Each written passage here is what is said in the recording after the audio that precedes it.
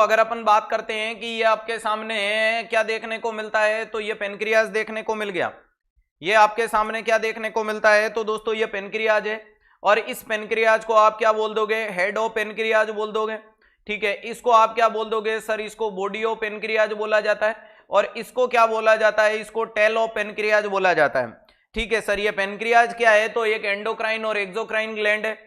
अरे पेनक्रियाज क्या देखने को मिलती है, तो पेनक्रियाज एक एंडोक्राइन भी है और पेनक्रियाज एक एक्सोक्राइन ग्लैंड भी देखने को मिलती है। कैसी ग्लैंड है, तो सर ये एंडोक्राइन ग्लैंड भी है और एक्सोक्राइन ग्लैंड के नाम से भी जाना जाता है।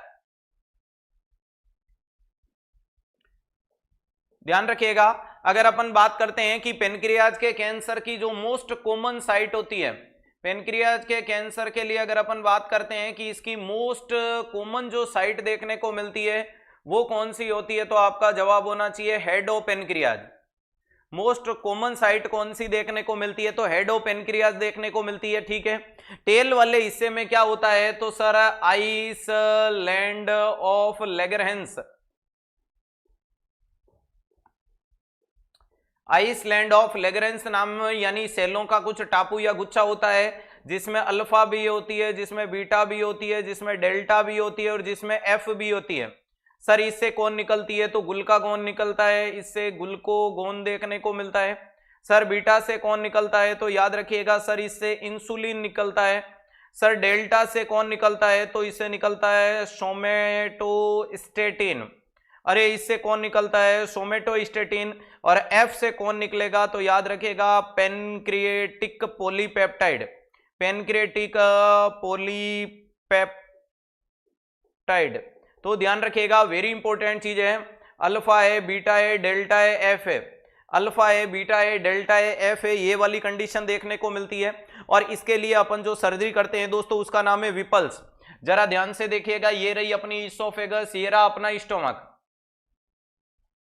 वो अपनी इसोफेगस, वो अपना स्टोमक, ये अपना क्या देखने को मिलता है, तो सर पेनक्रियाज। ठीक है, इधर अपना कौन देखने को मिलता है, तो सर ये लीवर है। और ये लीवर के बाद में प्यारे दोस्तों कौन देखने को मिलता है, गोल ब्लैडर देखने को मिलता है।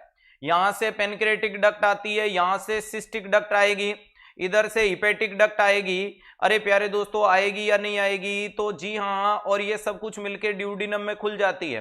तो अगर अपन कोई भी मरीज में प्रोसीजर के दौरान अरे हेड ऑफ द पेनक्रियाज को, इतना सा इधर से स्टोमक को, इधर से अपन ड्यूडिनम को और ये पोर्शन को अगर अपन निकाल देते हैं, जो मैं बीच में गोले गोले में दिखा रहा हूं आपको, अगर ये वाले पोर्शन को अगर अपन निकाल देते हैं तो इस प्रोसीजर को विपल्स बोला जाता है। अरे इस प्रोसीजर को आप लोग क्या बोलोगे, विपल्स के नाम से जाना जाता है। और विपल्स प्रोसीजर कौन से मरीज में करते हैं, तो ध्यान रखिएगा। हाँ बहुत बढ़िया, सीबीडी निकल गया, ड्यूडिनम निकल गया, कुछ portion, some little bit portion of the stomach और ड्यूडिनम और पेनक्रियाज का हेड निकाला, इसको विपल्स के नाम से जाना। इसको किसके नाम से जाना आप लोगों ने, विपल्स के नाम से जाना। वेरी इंपॉर्टेंट चीज है। लेकिन अगर मैं आपसे पूछूं विपल्स ट्राइड कौन से मरीज में होता है, विपल्स ट्राइड नहीं, ये विपल्स प्रोसीजर है। ध्यान रखिएगा, अगर मैं आपसे पूछूं कि ये वाली कंडीशन को आप नाम क्या दोगे, विपल्स प्रोसीजर है या जिसे विपल्स सर्जरी के नाम से बताओगे। अरे जिसे विपल्स सर्जरी या विपल्स प्रोसीजर के नाम से बताओगे, वेरी इंपॉर्टेंट चीज है।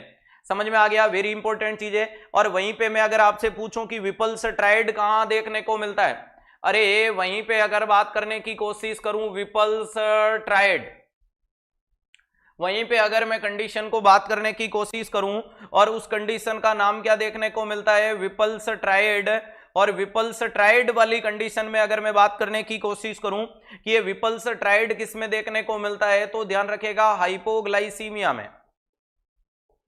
अरे किस में देखने को मिलता है, हाइपोग्लाइसीमिया के मरीज में देखने को मिलता है। वेरी इंपॉर्टेंट चीज है, विपल्स ट्राइड क्या देखने को मिलता है, विपल्स ट्राइड देखने को मिलता है। वेरी इंपॉर्टेंट चीज है सर। यहां मरीज में हाइपोग्लाइसीमिया होगा, मरीज को शुगर देने के बाद में मरीज का ब्लड ग्लूकोज बढ़ जाएगा और मरीज के ब्रेन का इन्वॉल्वमेंट वाले भी सिम्टम आएंगे। तो तीन चीजें यहां होती है, एक होता है हाइपोग्लाइसीमिया, एक प्यारे दोस्तों sign and symptom involved brain, brain का इन्वॉल्वमेंट कर चुका है। और तीसरा प्यारे दोस्तों blood glucose increase after the carbohydrate, blood glucose increase, या बोल सकते हो sign and symptom subside after glucose. मरीज को ग्लूकोज देने के बाद ये चीज क्या हो जाती है, बढ़ जाती है। तो ध्यान रखिएगा, वेरी इंपॉर्टेंट चीज है कि साइन एंड सिम्टम सबसाइड हो जाना, साइन एंड सिम्टम में ब्रेन का इन्वॉल्वमेंट हो गया, और हाइपोग्लाइसीमिया, तीन चीजें क्या कहलाती है, तो इसको विपल्स ट्राइड के नाम से जानते हैं। क्लियर है। बाकी ट्राइड के बारे में जानकारी मैं लगातार आप लोगों को पढ़ा ही रहा हूं कि कुशिंग ट्राइड क्या है, कुशिंग सिम्टम क्या है, अरे कुशिंग सिंड्रोम क्या है, कुशिंग अल्सर क्या है, विर्चो ट्राइड क्या है, बैक ट्राइड क्या है, ऐसे कर करके ध्यान रखिएगा